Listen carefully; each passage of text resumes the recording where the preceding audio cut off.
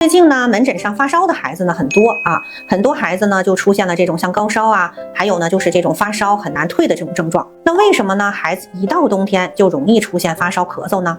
那从我们中医的角度来讲啊，多是因为呢外寒内热导致的。那我这里讲的呢是以这个北方地区的孩子为主啊。我们的外寒是指什么呢？是指我们这个冬季外界的温度低，而我们室内的温度呢却相对较高，内外温差大。